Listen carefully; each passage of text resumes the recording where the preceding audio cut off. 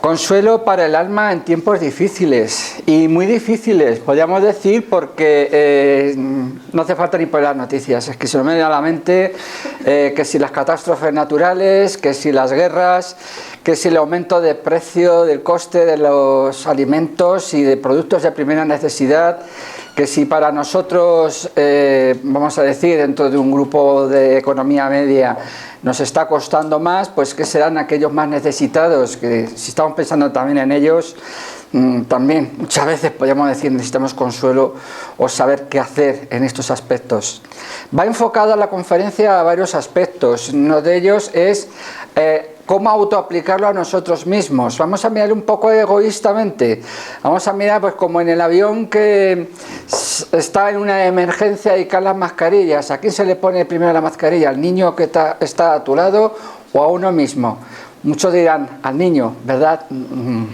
No, a lo mejor no es tan acertado como eso, ya que el primero en adquirir ese oxígeno debe ser uno mismo, porque si a uno falla, ¿qué es de ese niño luego después? Va a necesitar o a tener unos problemas. Eso muchas veces en temas de emergencias pues se da, que es precisamente la persona que tiene que dar esa ayuda a la primera. Si queremos consolar a alguien, tenemos que tener una inteligencia emocional, que vamos a ver a lo largo de la conferencia, tanto procedente de la inteligencia puede venir de muchos sitios, de psicólogos ya especialistas en la temática, como del mundo espiritual. Vamos a ver esos dos factores, cómo nos aconsejan los psicólogos. Yo no soy psicólogo, me gusta estudiar la psicología, voy a hablar precisamente de un libro que hace ya 20 años que leí, y lo estoy volviendo a releer, y por eso pues también me ha animado un poco a expresar varios puntos de estas literaturas, varias literaturas. El conocimiento viene a través de leer la mayor parte del tiempo, por eso os animo a que las literaturas, libros que vayamos a expresar,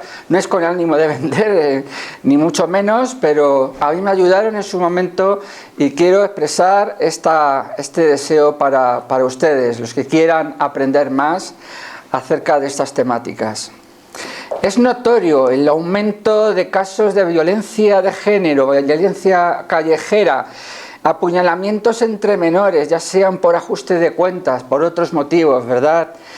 Un total de unas 30.141 mujeres fueron víctimas de violencia de género en España en 2021, lo que supone pues un 3,2% más que en 2020, el mayor número que se dio entre menores de 18 años, que pasaron de 514 a 661, un aumento de más del 28% al año anterior. 2020 han fallecido por suicidio unas 3.941 personas solo en España, una media de casi 11 personas al día. Bueno, no va a darle más vueltas, es que ha sido el año 2020, se convierte en el año con más suicidios registrados en la historia de España, desde que se tienen datos. Más de uno de cada 7 adolescentes de 10 a 19 años en todo el mundo tiene un problema de salud mental diagnosticado. Casi 46.000 adolescentes se suicidan cada año, una de cada 5 principales causas de muerte en este grupo de edad. Hablamos de adolescentes entre los 10 y los 19 años. Verdaderamente tenemos motivos para pensar que hace falta una fuente de consuelo a la hora de ver esto. A ver, ¿qué hacemos ante todo esto que está ocurriendo?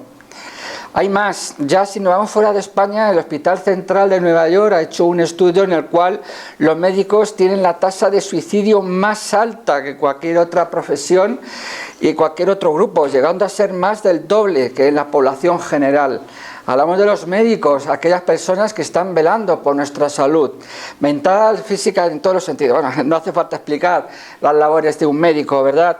El aumento del precio del combustible, alimentos, hipotecas, artículos de primera necesidad, como me he dicho antes, son problemas que nos están acaeciendo a todos, y aquellas personas mayores, familias monoparentales con problemas de soledad y una situación de separación o divorcio, o eso simplemente la edad avanzada de cada uno, creo que no es necesario. Es que cada uno de los que están aquí seguro que se le está veniendo a la mente algún problema personal que estén teniendo en este momento, de lo cual habrá dicho: Dios, ayúdame, o necesito ayuda, o cada uno desde su manera y de su sentir, pues estará expresando que necesita ese consuelo, porque verdaderamente sí, estamos viviendo en tiempos difíciles, pero es que ahora nos ha tocado tiempos difíciles ya dentro de estos tiempos difíciles.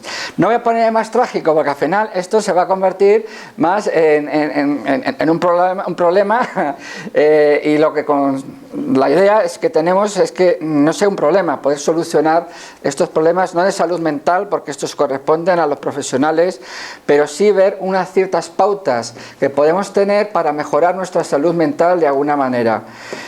Todos nos hacen falta, de alguna forma todos hemos pasado por alguna pena o algún dolor, o hemos conocido a alguien que lo cual lo está pasando mal y ha necesitado apoyarse en nosotros.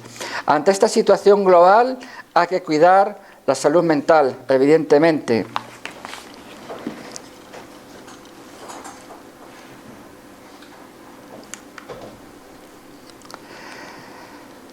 Sí, bueno, esta es la diapositiva que correspondía. Estamos en tiempos difíciles y vamos a tratar sobre el consuelo para el alma en tiempos difíciles.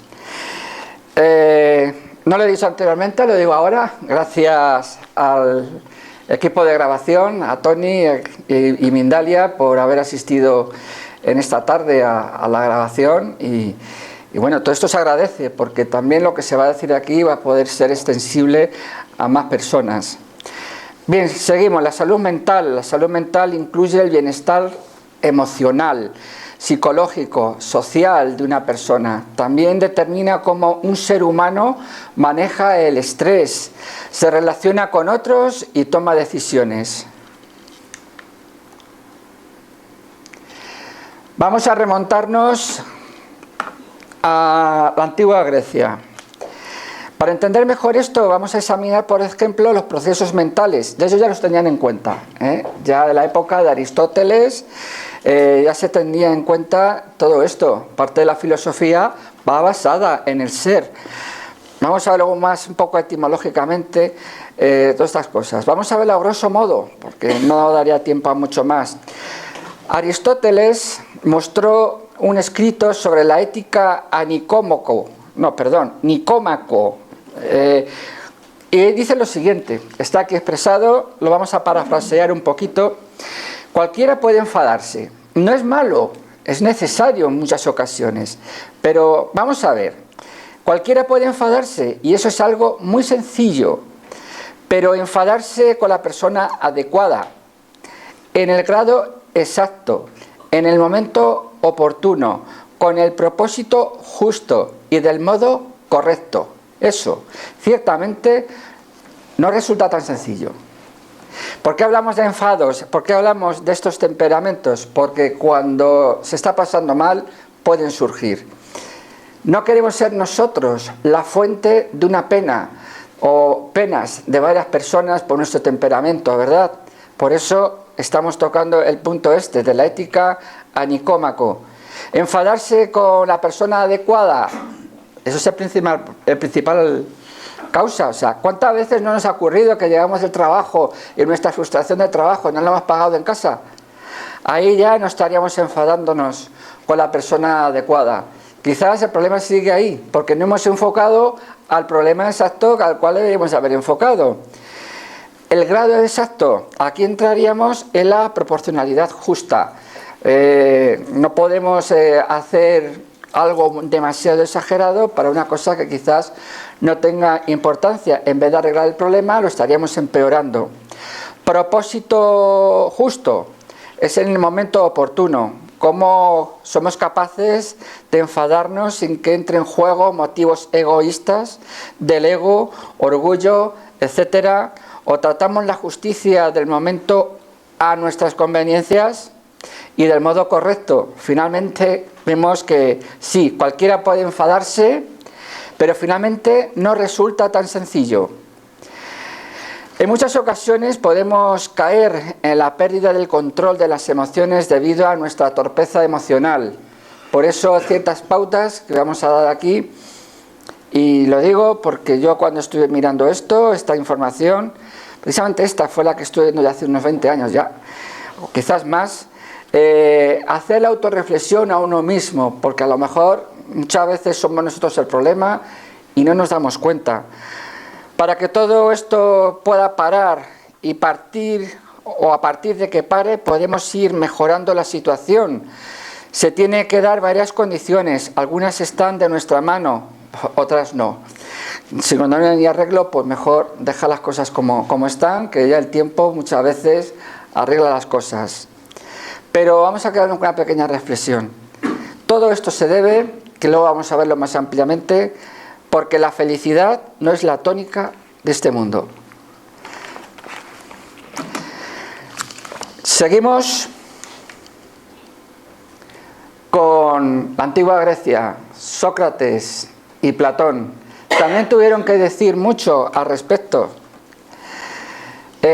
Algunas veces las penas, los problemas que estamos teniendo es por esto, porque el alma, tal como dice, bueno, prácticamente Sócrates y Platón en algunas cosas pues estaban tan de acuerdo que podemos decir Sócrates y Platón, los dos decían esto: el alma se extravía y se turba cuando se sirve del cuerpo para considerar algún objeto.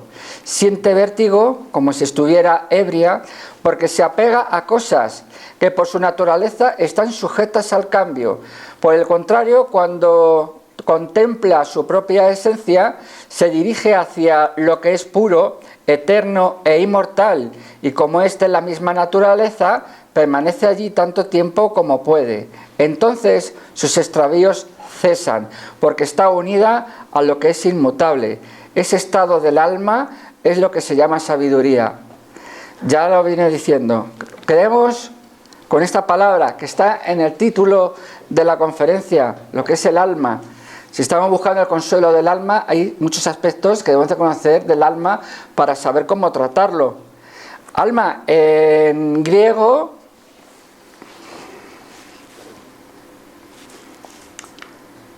bueno, esto es lo que hemos estado viendo.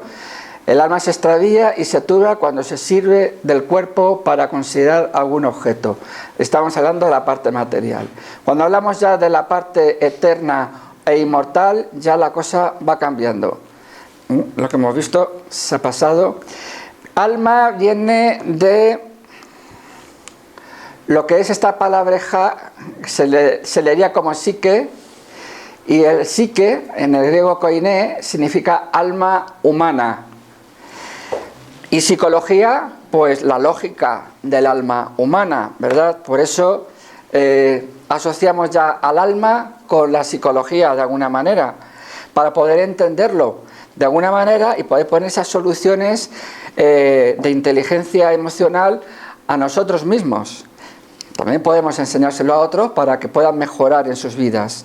Tener inteligencia emocional, ese sería el objetivo, y con ella conseguiremos habilidades entre las que podemos contar con el autocontrol, el entusiasmo, perseverancia y la capacidad de motivarnos a nosotros mismos y en adelante a otros.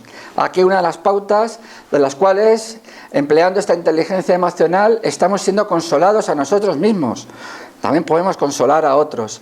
Evidentemente, como decía al principio, somos nosotros los primeros en que tenemos que tener la pauta y las ideas claras para poder luego ayudar a otros. Y no ser nosotros, en un momento dado, la causa del problema.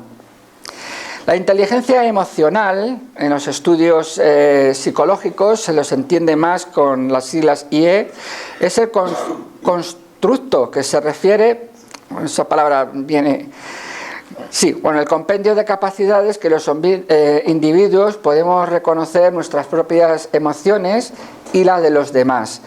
Una vez conociendo las causas de los problemas, pues va a ser mejor atacarlos, evidentemente, y discernir entre los diferentes sentimientos que podamos estar desarrollando en un momento dado, etiquetarlos apropiadamente. No es una palabra que me guste mucho, pero Para trabajo de campo es necesario etiquetar y tener claro cada cosa para de una forma y dentro de un orden poder hacer el trabajo mejor. Utilizar la información emocional para guiar el pensamiento y la conducta y administrar o ajustar las emociones para adaptarse al ambiente y conseguir esos objetivos. Inteligencia emocional, seguimos con ella.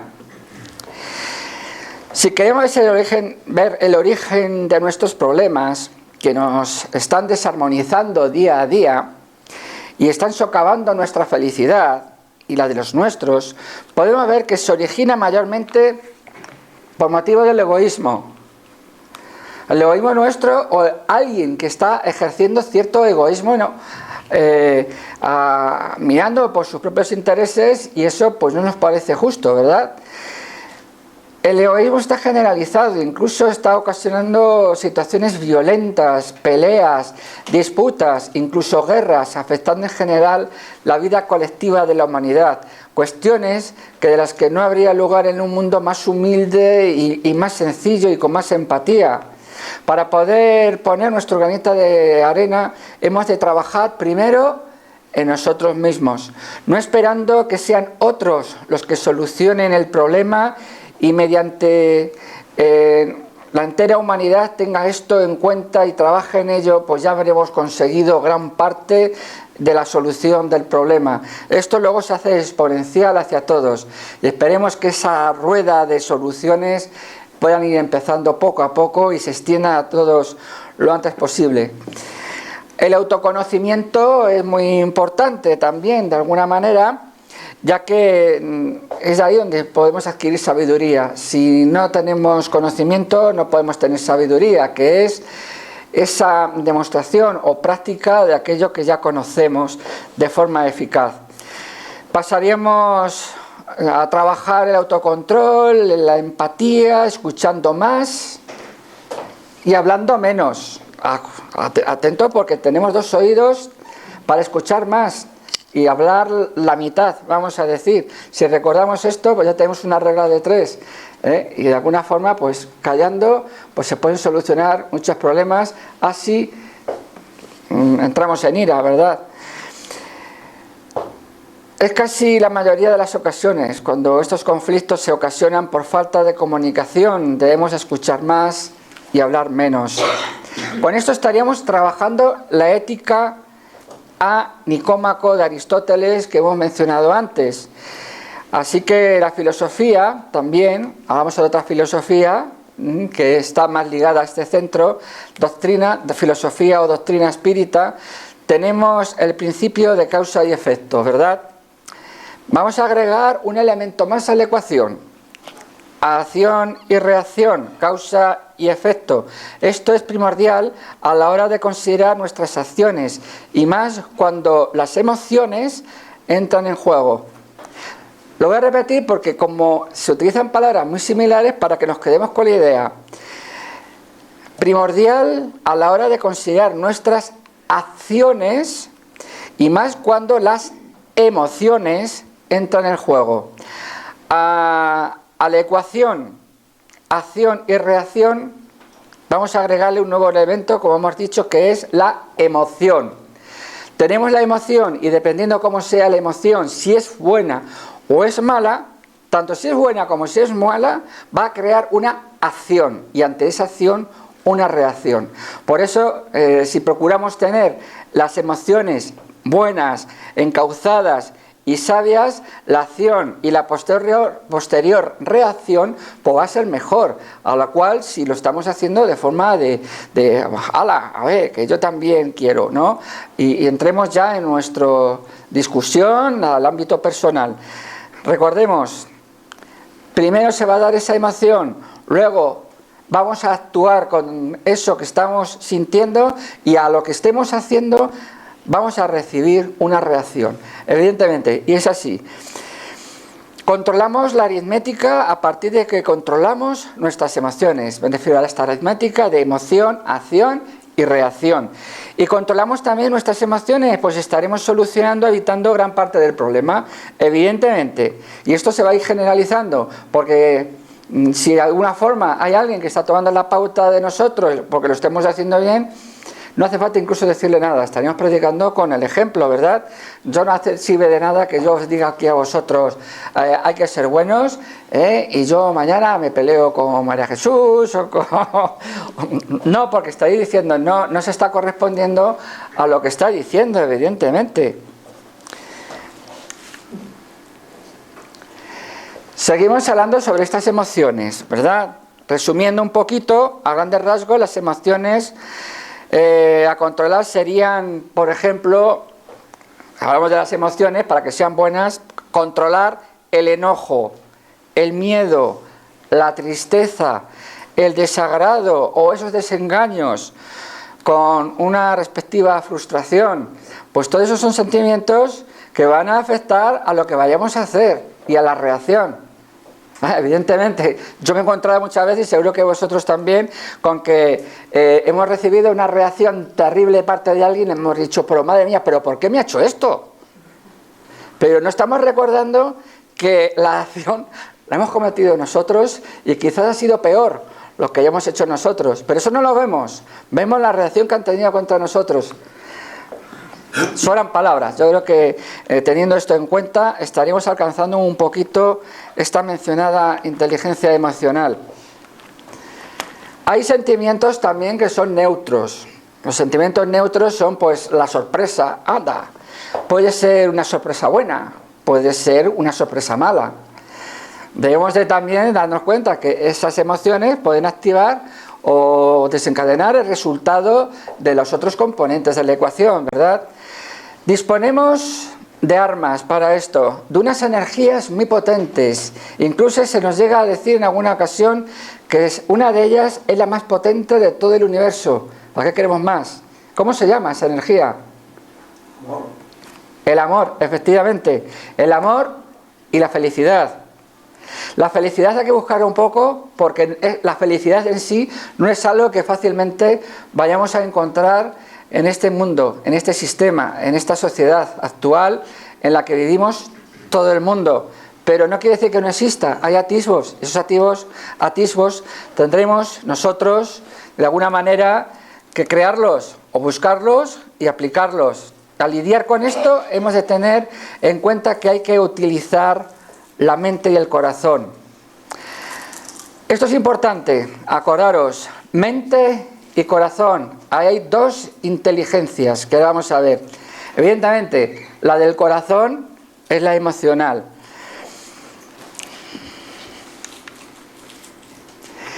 La inteligencia emocional desde el punto de vista espírita. Pone las gafas, porque aquí donde mejor se nos va a decir. El origen de todos nuestros males radica en nuestra falta de conocimiento y nuestra inferioridad moral. Toda la sociedad permanecerá débil, impotente y dividida mientras la desconfianza, la duda, el egoísmo, la envidia y el odio las dominen. Esto es lo que nos decía León Denis. También tenemos al doctor Becerra de Meneses cuando nos dice que ante los conflictos que estallan en el mundo, mantén la paz. No te dejes llevar por el pesimismo, continúa sirviendo y bendiciendo la vida.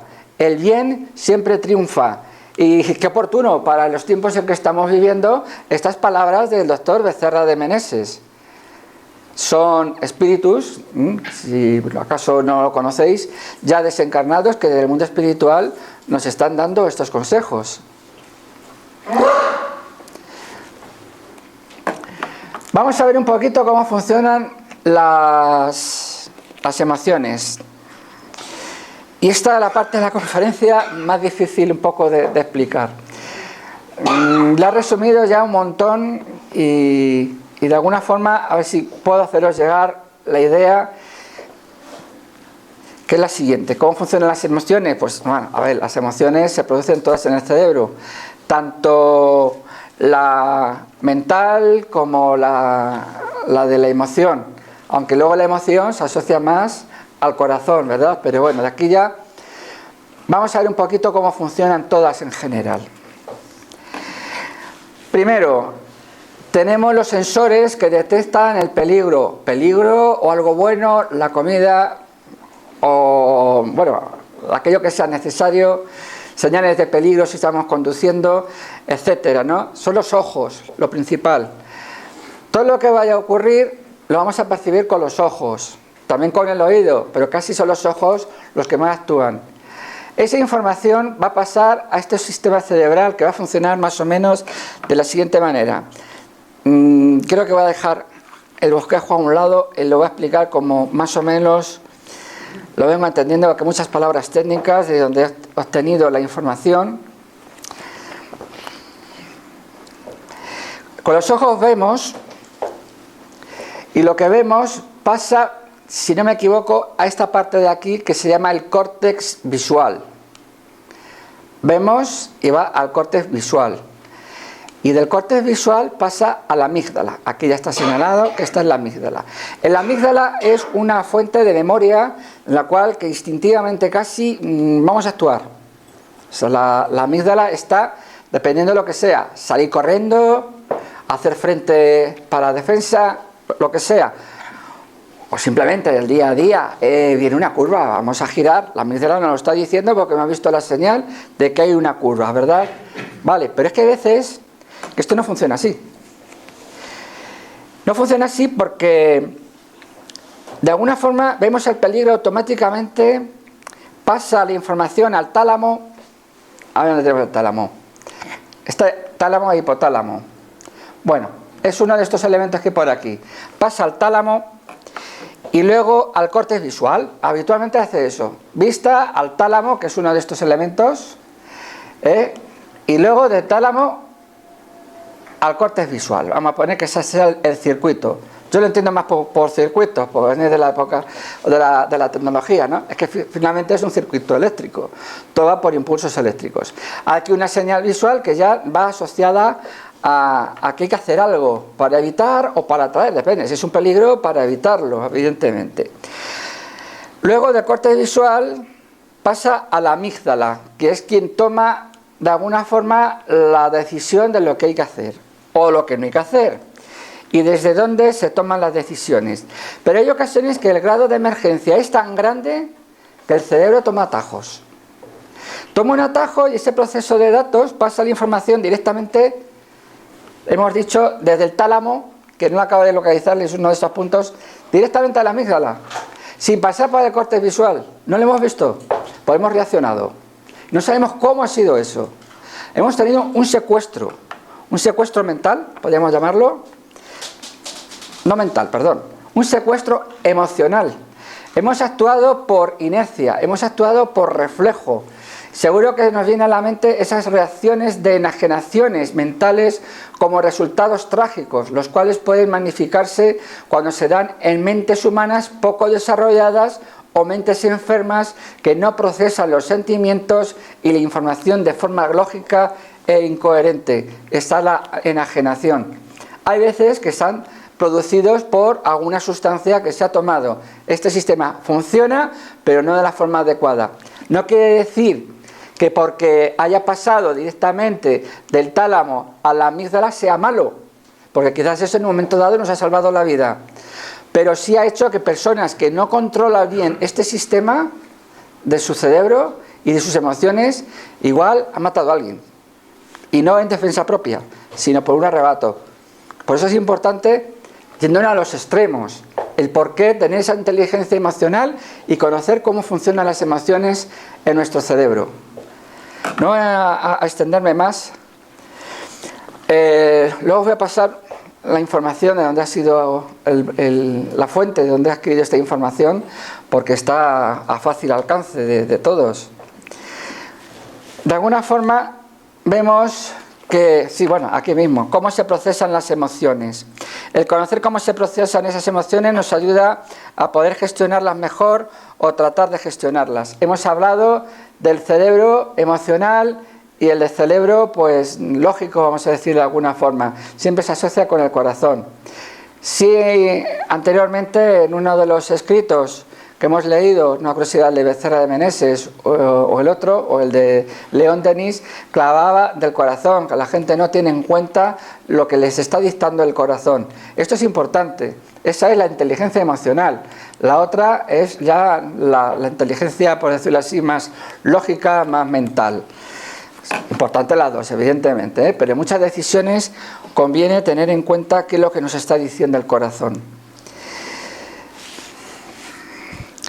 El conocer cómo se procesan esas emociones pues nos ayuda a proteger y poder gestionar mejor todo lo que son los sentimientos. Todo comienza en los órganos sensoriales, como hemos visto, y a través del hipotálamo. Creo que esto por aquí estaría suficiente. También hay que tener una vía secundaria.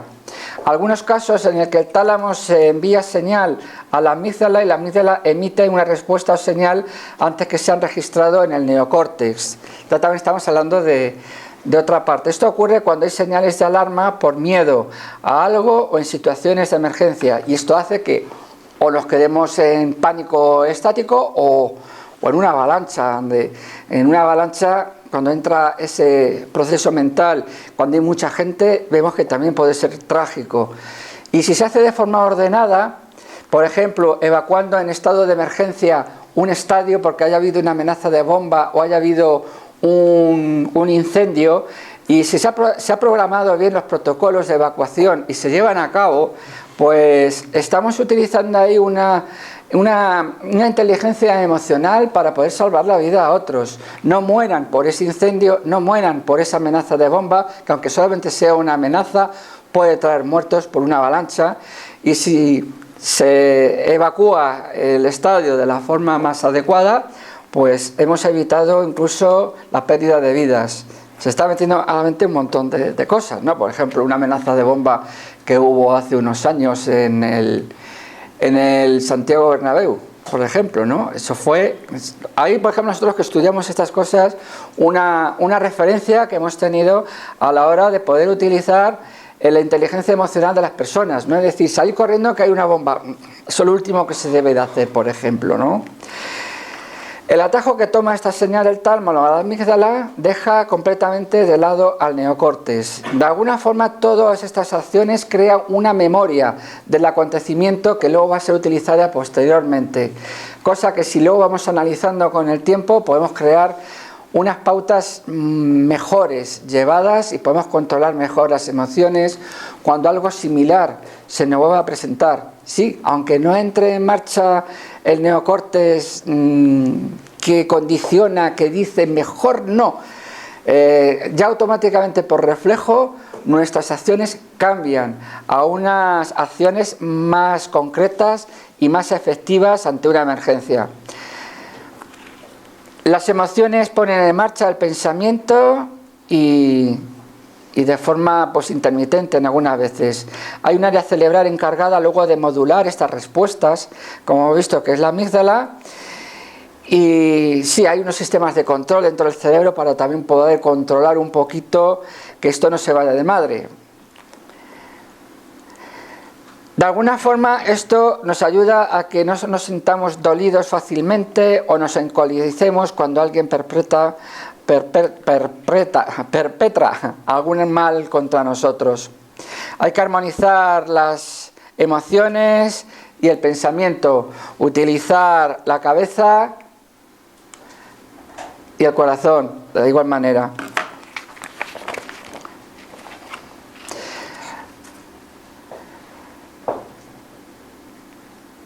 Hemos hablado de la memoria, sí, eso ya lo he adelantado un poquito. Igualmente debemos animarnos y ser conscientes qué emociones negativas debemos ir evitando, como la ansiedad, cólera, temores, para que no perturben el correcto funcionamiento del sistema neuronal, del sistema del lóbulo prefrontal.